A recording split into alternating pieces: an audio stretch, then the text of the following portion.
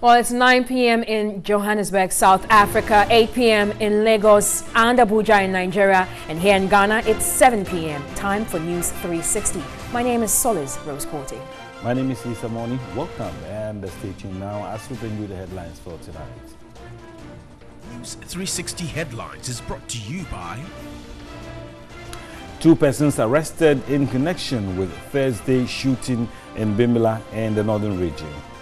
And occupants of slum at Circle demolished by Accra Metropolitan Assembly vowed to return days after the demolition exercise. Let's then do something. I can't move this land up, or let's then do something.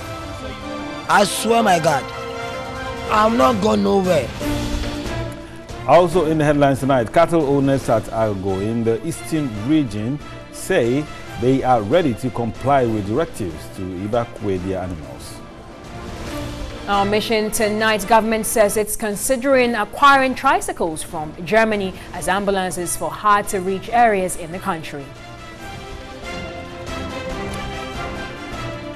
And on the international front, African leaders, including President Akufo-Addo, mount pressure on President Trump to apologize for the shithole comment.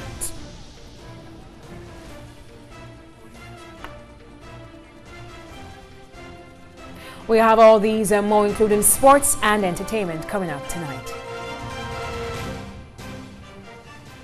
All right, let's start off the bulletin. And 2 persons have been arrested in connection with Thursday's deadly shooting and killings in Bimbilla.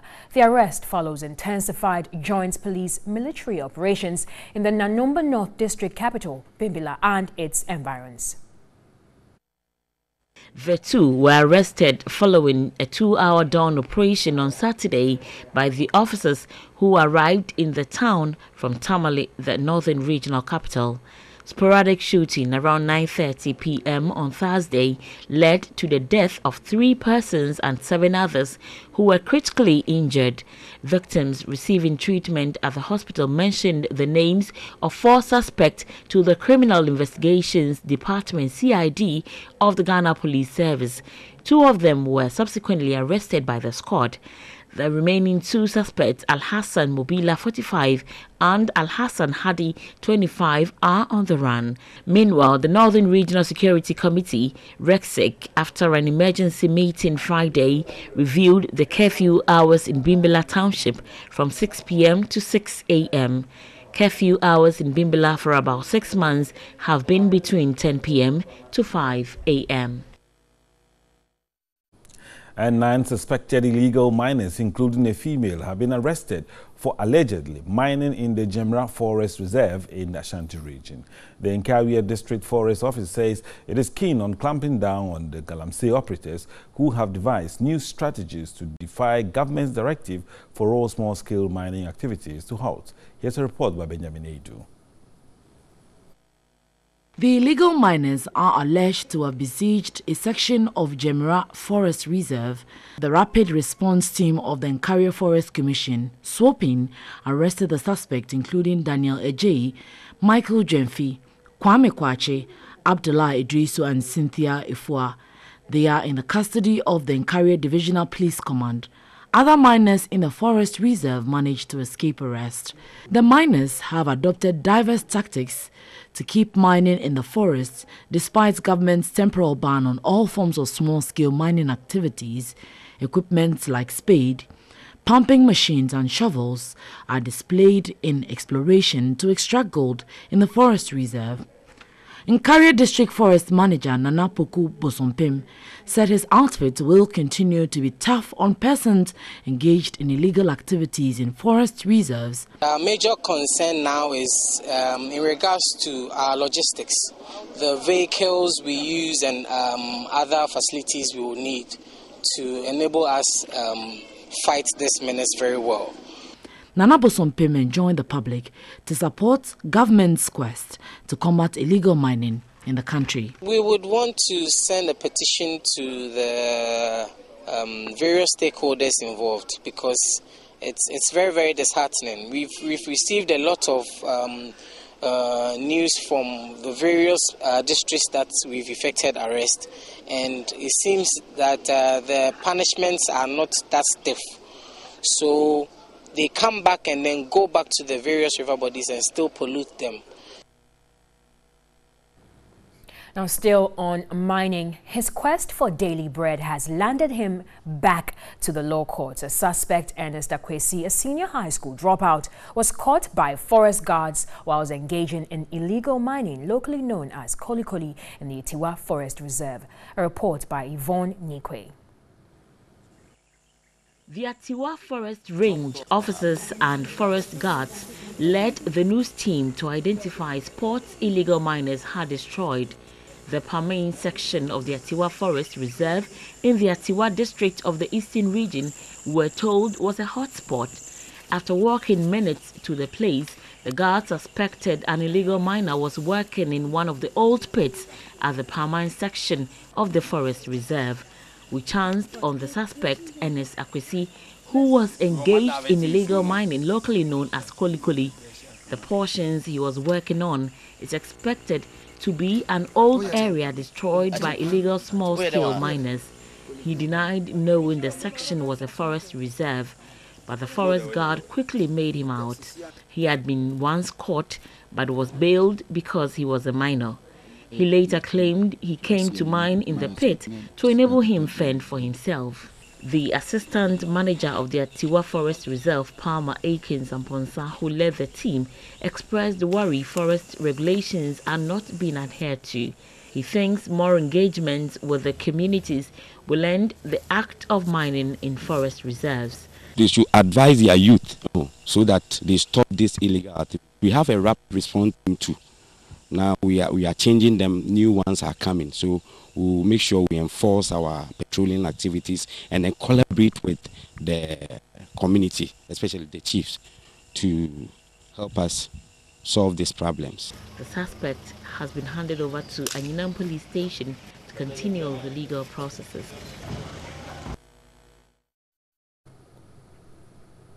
Now let's move away from mining and into cattle rearing.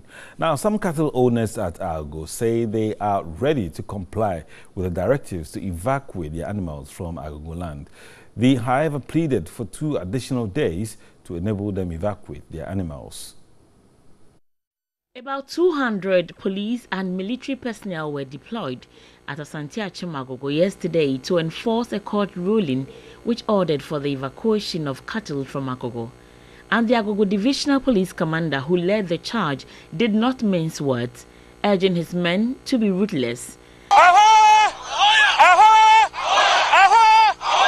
Are the Fulanis better than us? No, sir. Can they shoot better than us? No, sir. Can they do the military and police job more than us? No, sir. They say they are guerrilla tactics, they are guerrilla fighters, and they are going to ambush you and shoot you.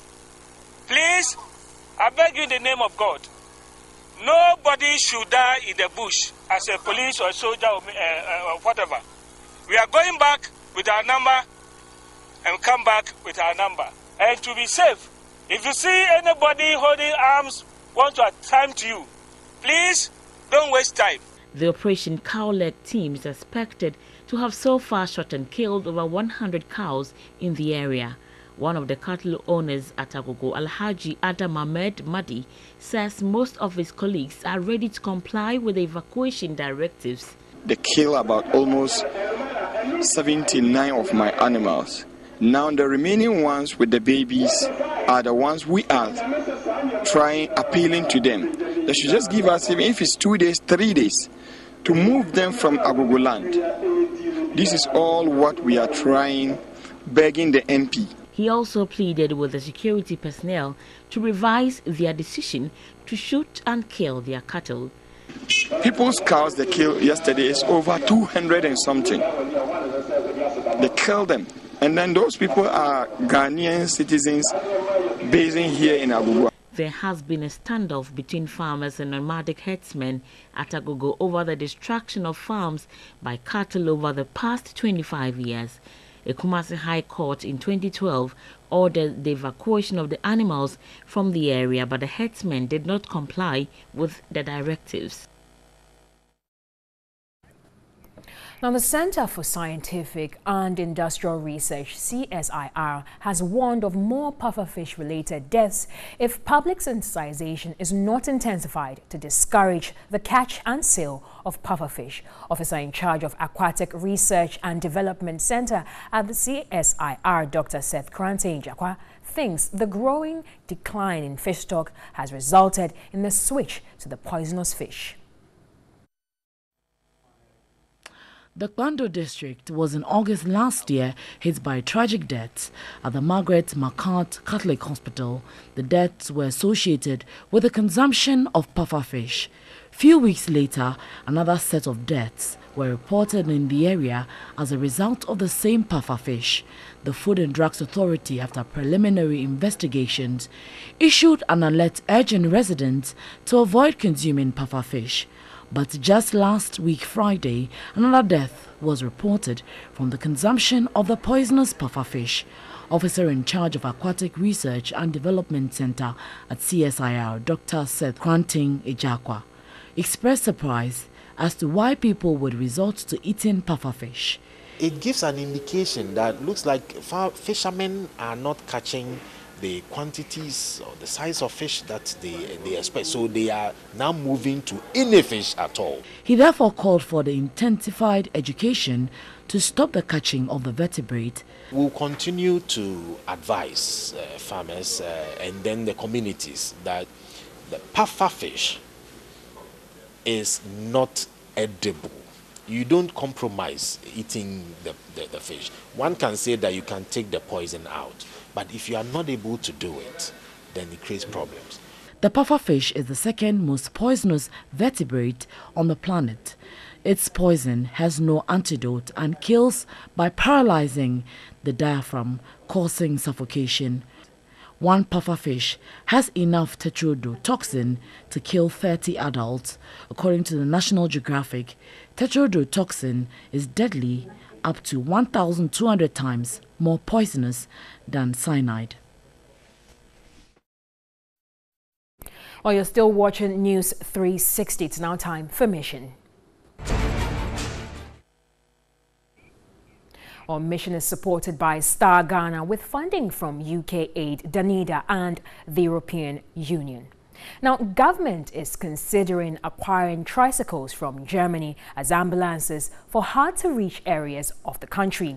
Now, this follows TV3's mission expose on health challenges in the Dafiama, Busie, Isa and the Wa East districts of the Upper West region. A Deputy Health Minister, Tina Mensah, believes this will help reduce maternal mortality. But first, a recap of Brighton Anamfo's story on the struggles of pregnant women in the 2 districts of the Upper West region.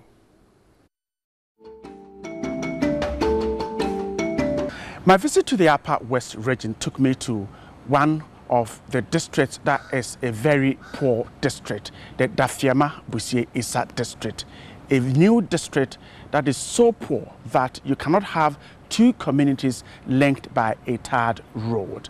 That is how poor the district is. And as a result of this, they rely on what they call the Nyaba lorry, or what we call here the Aboboya, to transport pregnant women to health centers. And this is at a huge cost because some of these pregnant women either give birth on the way to the health facility or they end up with severe complications during pregnancy. Health authorities are asking that there is only one way out, and that is to provide health facilities there with ambulances. If the district could afford an ambulance for each sub-district, because we have 5 sub-districts in this district, so if the assembly could do that, I think it would have been easier for us. Even if it was not like each sub-district would get an ambulance, but at least 1 or 2 within. If you call, at least they can get here faster than transportation to the next level. They think that that is the only way to resolve the problem, or government should come in to fix the roads to enable commercial cars ply the stretches there so that they can rely on these commercial cars when women are in labor. In road infrastructure, central government should take it up. Because how much does the district assemblies get to support local projects? And Of course, road construction, it takes a lot of money. The district has an expected pregnancy of 1,387. That means that every year, 1,387 women are expected to give birth. And it is the duty of the health management team to protect these 1,387 women and make sure that they deliver and deliver safely. And that is what they think, that functional ambulances will go a long way to help them deal with protecting the lives of these pregnant women.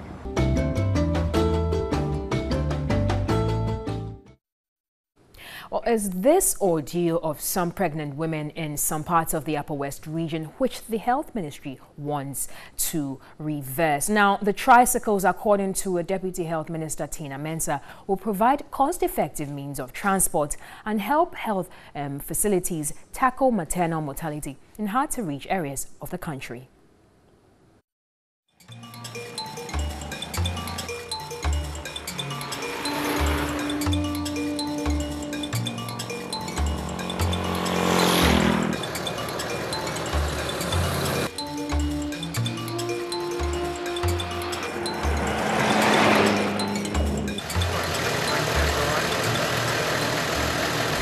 How would you send her to Wa? Ona jima moto puring. Ona jima puring kanye jimpa karichedagara.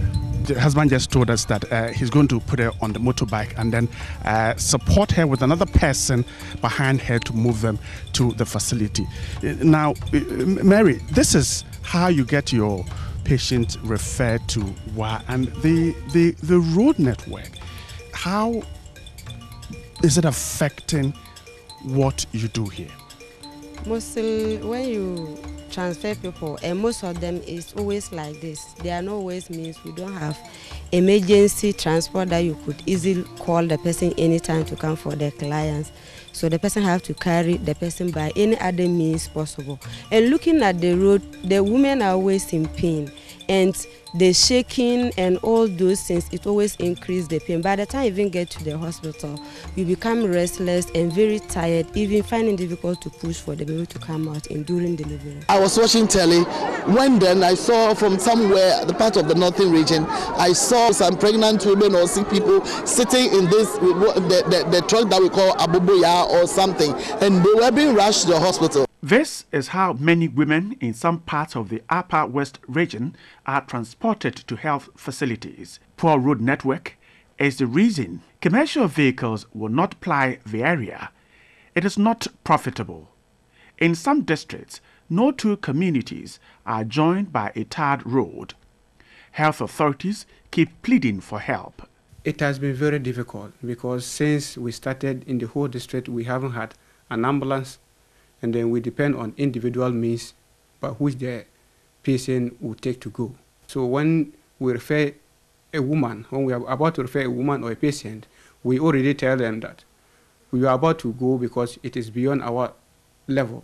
So they have to prepare for the means. A deputy health minister immediately hinted of consulting the health minister to follow up on protecting women in the Dafiema, Busie Isa district and the Wa East district of the Upper West region.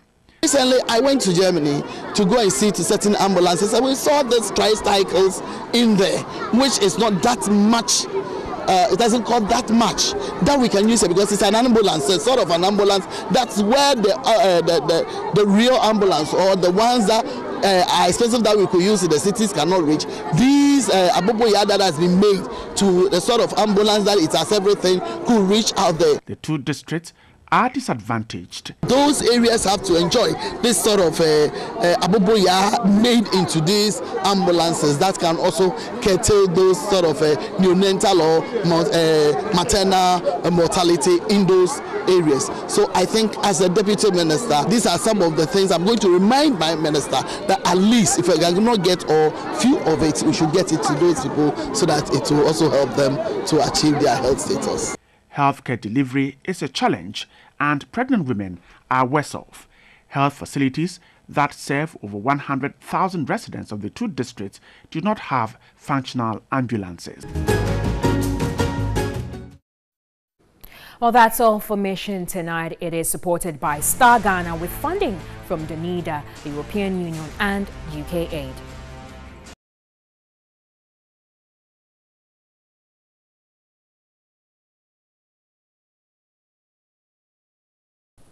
Now let's do some more stories tonight. And communication disorder therapists have warned against the managing of speech and language problems at home.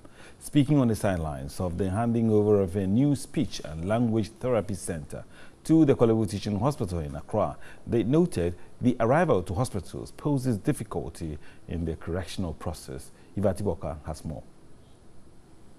Communication disabilities, mostly in children, affect their talking, understanding, reading and writing.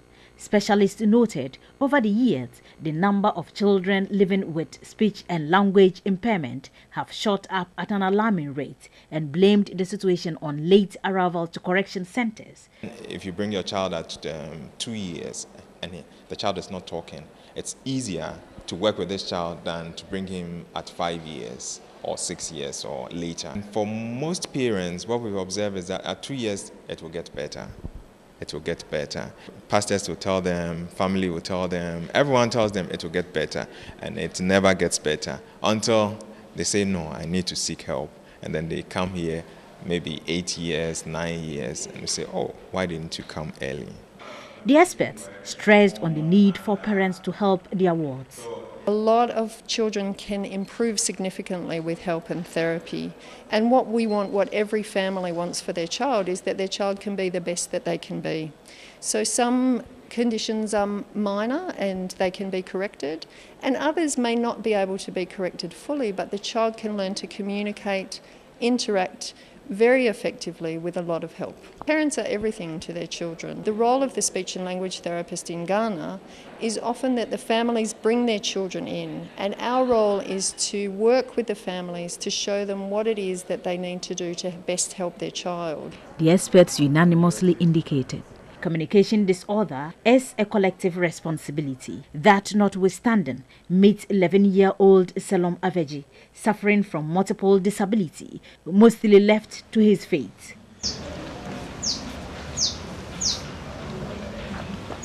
Selom lost the father 3 months after birth and developed the complication 4 months after. The mother, who would have taken care of him, is also missing. His patrilineal family has rejected him because of his condition. I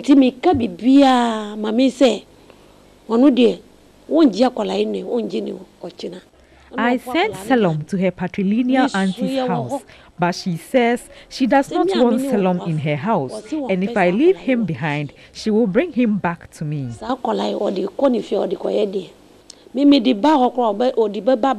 He currently lives with his step-matrilineal grand-auntie, Victoria Aveji. At age 11, Selom needs special attention, but financial constraints have left him glued to the floor. The Disability Law, Act 715, guarantees persons with disabilities free access to specialist medical care, but that seems far from reach, according to Selom's auntie. Selom is mostly left struggling at home all alone, with this little cat as his companion. I sell second-hand clothes at a shaman, so I leave him behind with food and water. If I don't do that, we won't be able to feed. Let's clap. Selom wants to be in school and appeals to the general public to help get him into a special school and to also find his mother. And now to something else we should be worried about. Preterm birth is the second cause of neonatal deaths in the Eastern region. The head of the Children's Care Department of the Koforidua Central Regional Hospital, Dr. Joycelyn Asibe, said the outlook of the regional figures is the same at the Koforidua Central Hospital. Now, the hospital records 3 to 7 preterms monthly. Yvonne Nikwe reports. On a daily basis, the Koforidua Central Hospital cares for a huge number of deliveries. 3 to 7 of the figure are usually preterms. Health personnel have to make use of the incubator to provide adequate warmth and keep the preterms alive. health facility is also a referral point for district hospitals as well as other health facilities in the eastern region. But health authorities say it has just 3 incubators for preterm babies, which is inadequate, affecting delay in care. The head of the child care department, Dr. Joycelyn Nasibe, told us accurate data was not readily available, but analysis indicated preterm births and other causes were contributory factors to neonatal deaths. Their gestational ages are very low, less than 32 weeks. They have an increased chance of complications. So those above 32 weeks, generally when their complications are managed, they come out okay. The Koforidua Central Hospital Director, Dr. Kwame Enimboatin, said there was the need for more incubators for them and other district hospitals to take off undue pressure and reduce death of preterms. We are hoping that we even have some more.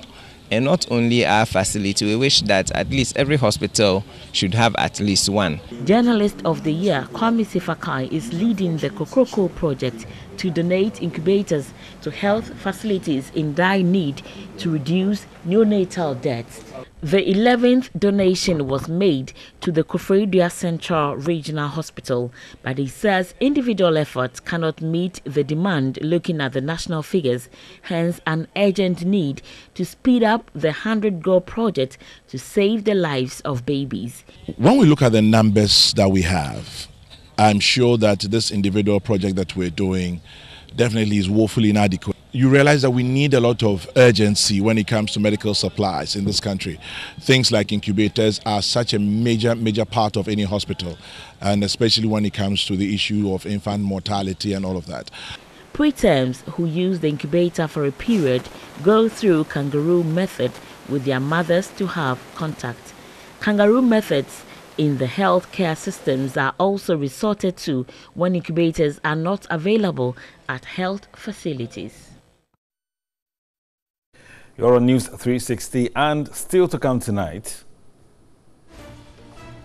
Occupants of Islam at Circle demolished by AMA vows to return days after the demolition exercise. I can't move this land up unless they do something.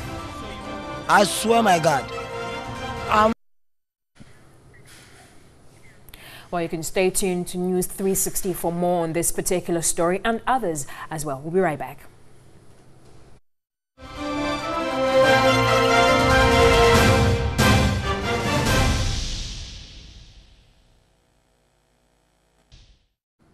Welcome back to News 360. Let's delve into our next story. And occupants of the railway slum at Circle have vowed not to vacate the area until the land is redeveloped. They contend there have been several of such exercises which never yielded any results, while they continue to struggle to survive.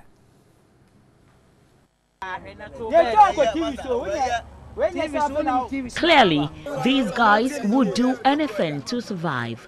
It's been 3 days after structures they considered houses were demolished by the Accra Metropolitan Assembly. Occupants, mostly men, hung around without any intention to relocate.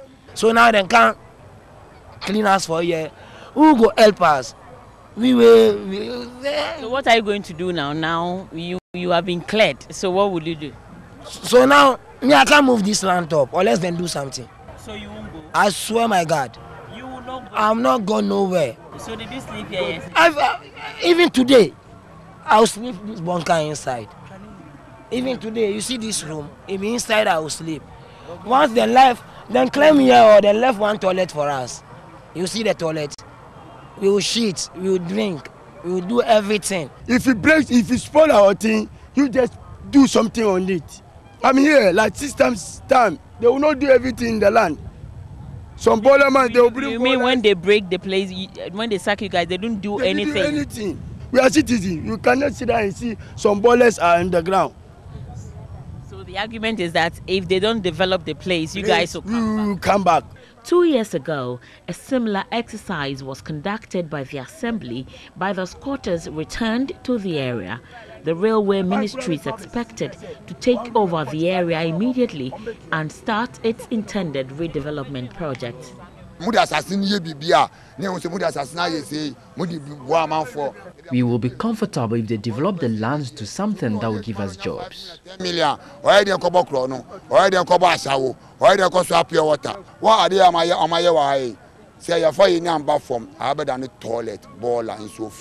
This place is being destroyed without doing anything on it. So why must it live like that? And if something is live like that, we have to do something on it so that we can make business on it. So they didn't inform us anything, just come like that, come and destroy everything.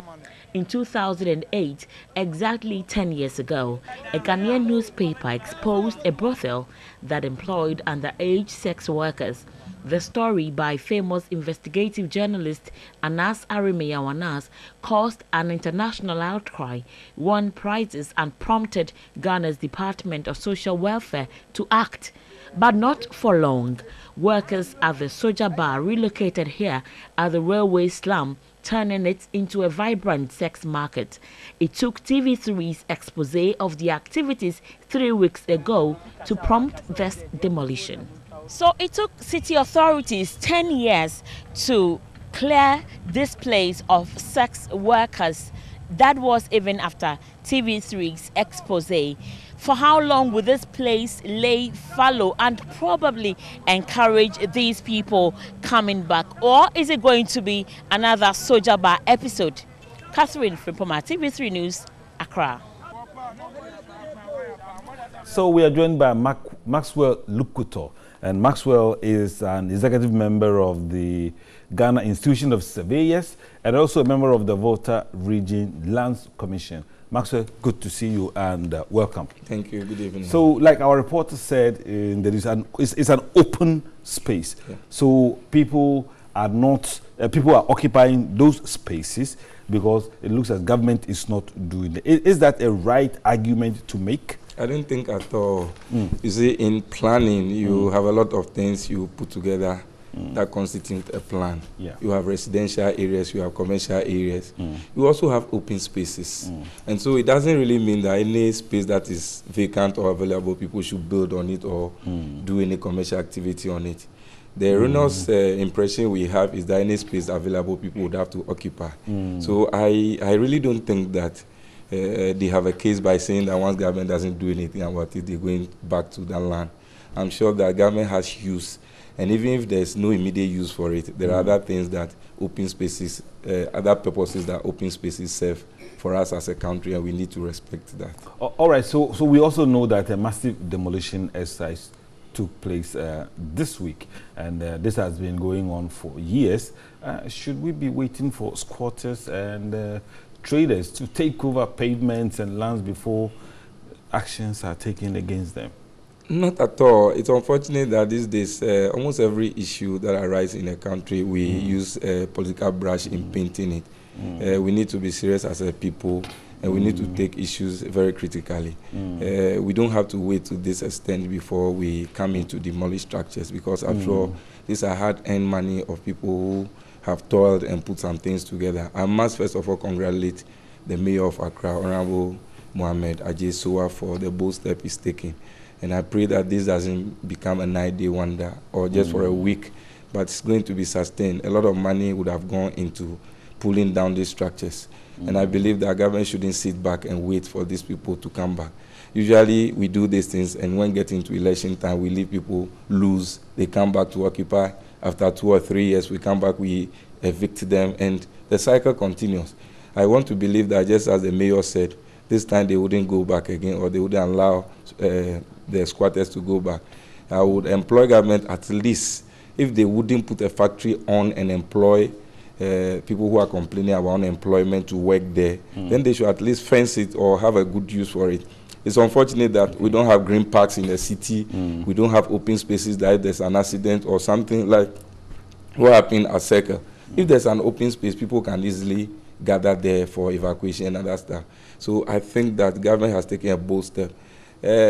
My sympathies goes to those whose structures have been demolished. And for some of them, they said it was just 3 days notice that they were giving.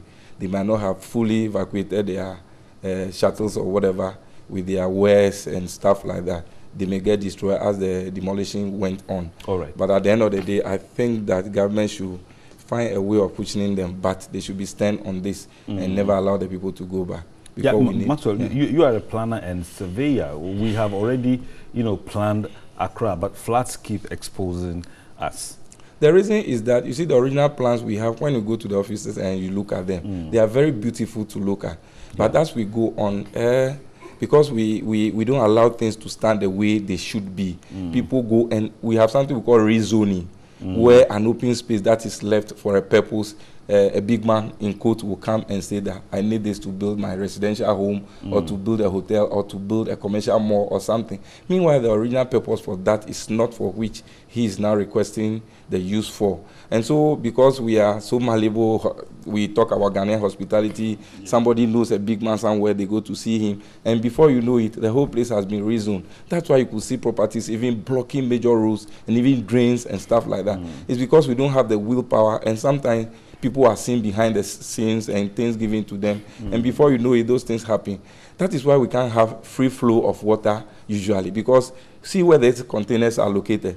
Those are the places where there's serious or heavy rains. The water has to flow through those places easily to the drains and flow to the sea. But these containers and then the kiosks block the waterway, and so it's unable to do this. That's why we experience the floods and all those other associated troubles that come with it. Finally, the question that keeps coming up about such demolition exercises is whether the people deserve some compensation.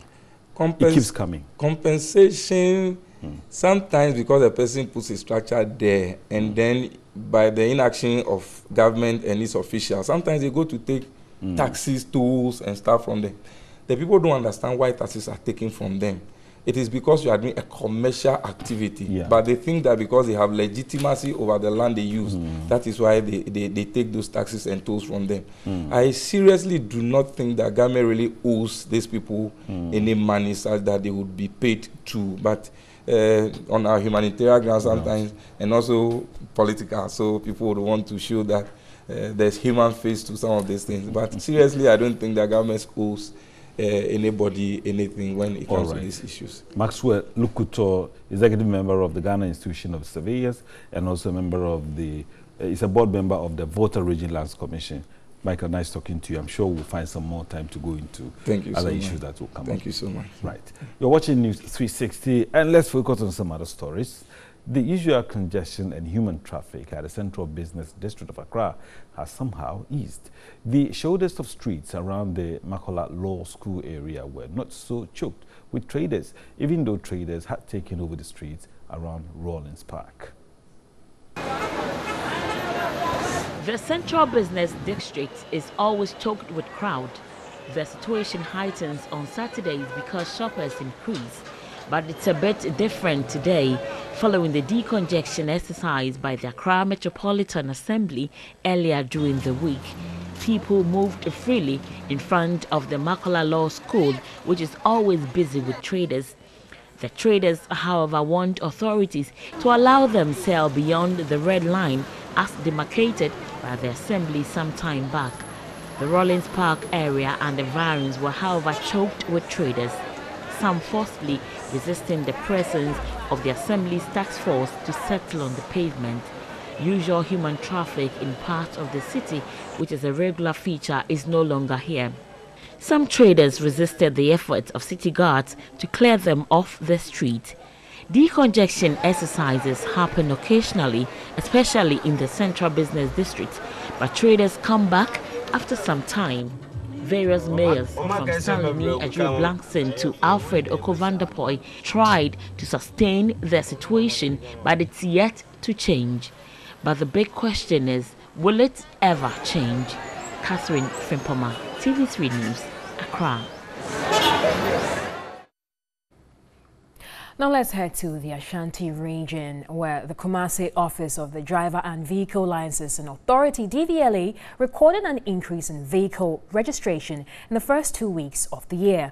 Now officials say an improved operational system has eased congestion often experienced during the first month of the year. A report by Benjamin Adu.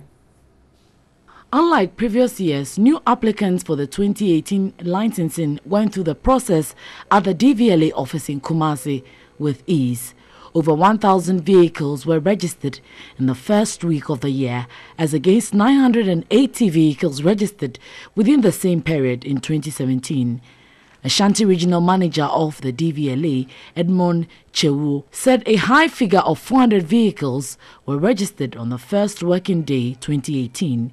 He explained measures to address overcrowding at the DVLA have paid off. We reorganized our registration center by putting all the activities at one location, and we also created an extra parking lot for the vehicles. Then we did advanced inspection and gave people appointments, so everything was organized ahead of time. Edmond Chewu cautioned the public against acts that impede the work of the DVLA. Be wary of people who are issuing fake DVLA documents. We have the fake number plates, the DVDP plates. We also have the fake registration documents. Should make sure they deal with DVLA officials on the premises. And former president of Nigeria, Abdulsalami Abubakar, has challenged ECOWAS leaders not to accept any trade agreements which will stifle the sub-region's attempts to industrialize. He was speaking at the swearing-in of the new president of the Association of Ghana Industries in Accra. The former president of Nigeria, Abdulsalami Abubakar, indicated the way forward in creating employment in the sub-region is trade among member states. Without waiting for the entire regional bloc, I believe opportunities exist for Ghana and Nigeria to further strengthen bilateral trade arrangements to advance any trade agenda. Nigeria alone, with a current population of over 190 million, is enough market for Ghana. He stated Ghana's local content law on oil and gas has to be implemented across ECOWAS in all sectors. I therefore urge the current governments of Ghana and Nigeria to consider a local policy between the two countries, taking cognizance of our respective areas of comparative advantage. Inter-regional investment brings not only investment and jobs, but also increased volume of export and new technologies. At the swearing-in ceremony, the new AGI president, Dr. Yao Edujemfi, promised to promote local industries through advocacy. He also promised to render business services to members of the association to ensure sustainability of their businesses. We will do our utmost best to ensure the realization of the one district, one factory industrialization policy in Ghana. This industrialization program, along with Buy Made in Ghana or Buy Made in West Africa campaign, is crucial for addressing the problem of unemployment. The immediate past president of AGI, James Asareje, encouraged the new leadership to continue with efforts to establish an industrial bank. Every effort was made to have the bank established. The necessary documentation, which was duly sent to the Bank of Ghana for provisional banking licenses. A decision was, however, taken to rather start with an industrial development fund. And I'm happy to announce that the fund has been registered, seed capital provided by AGI, a board constituted, office space has been secured and furnished for take-off. The investiture was under the theme Effective Regional Integration for Industrial Development. While still on business, the Ghana Revenue Authority has set a target of 39 billion Ghana cedis for the year 2018, which it intends to meet on a quarterly basis. In 2017, the authority met 96.26% of its set target. Now, this, according to the Commissioner General, Kofi Nti, is the best performance of the authority in the last 5 years. Last year, 2017, we ended up with 32.4 million, as against a target of about 33.6 million. And so we're about 96.6 million on the target. Okay. And it was a very hard time. We worked hard. And then the growth in percentage relative to 2016 appeared to be the best in the last 5 years. The Commissioner General further explained the new strategies of tax collection in 2018. The target is about 39 billion. And on that 39 billion, we've set our targets to make sure this time around we wouldn't wait till the Ghanaian balance the last minute. But that we are going to fight to meet the target on a quarterly basis. So the first quarter target is what we will be focusing on in the first quarter. When we cross the bridge, then we focus on the second quarter. We are putting in a lot of measures to ensure that we are able to advance our revenue collection for the state. He was speaking on the sidelines of his send-off party for 138 retired non-management staff of the Ghana Revenue Authority. He congratulated the outgoing non-management for their performance in service. Long-serving staff were rewarded duly for their hard work and commitment to the cause of revenue collection in the country. Others were also presented with citations. After 39 years of service, Samuel Atram, a retiree, shared some of his experience. My major challenges is how they change the tax laws. Because the tax laws, if it is one, everybody who is coming from our assistants will learn the same thing. But years go on, they normally change the tax laws.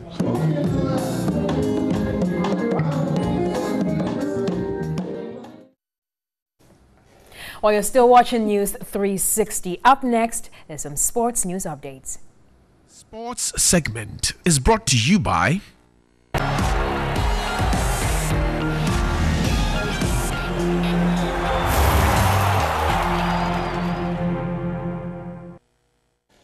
Hi, good evening, and it's time for us to bring you all the latest in the world of sports right here on the Saturday version of News 360. My name is Thierry Nyan. Thanks for joining me. Now let's get started. The Black Princesses of Ghana have touched down in Yaoundé ahead of their final 2018 World Cup qualifier against the indomitable Lionesses of Cameroon on Sunday. Now, the Princesses jet into the West African country last night with 23 players. Victory against Cameroon over two legs will see Ghana qualify for their 5th consecutive FIFA World Cup. The biggest football showcase event will be staged in France from 5 to 24 August, that is 2018.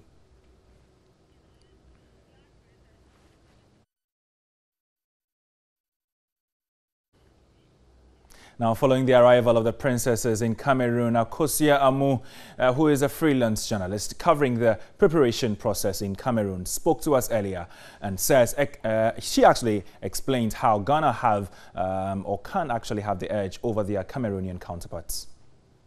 It's not going to be easy because the Cameroonians always have a bigger physique. They are more athletic. But then these Black Princesses, there's some team spirit, there's unity, and they have quite a good technical team. You see, Basigi is no stranger when it comes to the women's game. I think it wouldn't be a walk in the park for the Black Princesses, but the Black Princesses are capable of crossing this final game. All right, some more local, content here, and we are going to be looking at the, Galka G8 tournament, of course, a mini tournament, ahead of the Ghana Premier League, also to prepare some of the teams who are going to be playing in the African Continental Club competitions. Now, Dreams FC, the newly promoted side, will be coming up against 11 Wonders. Now, all these games are going to be played simultaneously because they are the last run of fixtures in the tournament. They'll be playing against 11 Wonders, and then in the same group, the Biswat Dwarves will be coming up against Accra Traffic are hanging in there by a thread. They need 3 points in here to at least stick a claim, for contention into making sure they get into the next round of the competition. But Asante Kotoko against the league champions Ediana Stars are also going to be in there, and then Karela FC will also be coming up against Mediama Sporting Club. These two sides were runaway winners in the match day 2. So maybe they are going to be, fighting off against each other to see who exactly is going to be coming up tops in that particular group. All right, so now let's look at, the round of games in match day 22 in the English Premier League. And as you saw there, Chelsea drawing 0-0 with Leicester City at Stamford Bridge. Crystal Palace also beating Burnley by 1-0. This is a very massive result for the guys from Selhurst Park. For Huddersfield, they were at home to West Ham United but lost by 4-1. And then Newcastle also drawing 1-1 with Swansea City. The same draw for Southampton and Watford. Now this means that Southampton are winless in the last 10 games. That is massive for the Saints, from Southampton. So now West Bromwich Albion also beating Brighton and Hove Albion by 2-0. The Baggies smiling into the tunnel. But Tottenham Hotspur beats Everton by 4-0. Now the talking point in here is Harry Kane. He got his 98th goal for Tottenham Hotspur. He's now the all-time top scorer for the club after Teddy Sheringham, actually, who got 97 goals. So he equaled that record and also bettered it in the same game. Harry Kane, what a phenomenal player he's become in the last few seasons. But tomorrow, we have to expect 2 more games in the Premier League. Bournemouth against Arsenal, and then, of course, the biggest clash in the English Premier League this match day is between Manchester City and Liverpool. Maybe Jurgen Klopp is going to become the first side in 22 games to stop Pep Guardiola from, just strolling to the title this season. But Monday Night Football is going to present us another opportunity to see Manchester United against Stoke City. So these are the fixtures and, of course, the results in the Premier League. But up next is some international news. And on the international front tonight, President Akufo-Addo has joined the African Union to condemn President Trump for calling Africa's people from the shithole. President Akufo-Addo has joined thousands across the world to condemn U.S. President Donald Trump after he reportedly used crude language to describe African nations, Haiti and El Salvador. In a Twitter message Saturday, Nana Akufo-Addo said, "The language of Donald Trump that African nations, Haiti and El Salvador are shithole countries is extremely unfortunate." Akufo-Addo adds, "We will not accept such insults even from the leader of a friendly country, no matter how powerful." U.S. diplomats around the world were summoned for formal approach and to explain Mr. Trump's comment. Botswana was the first country to condemn the attack.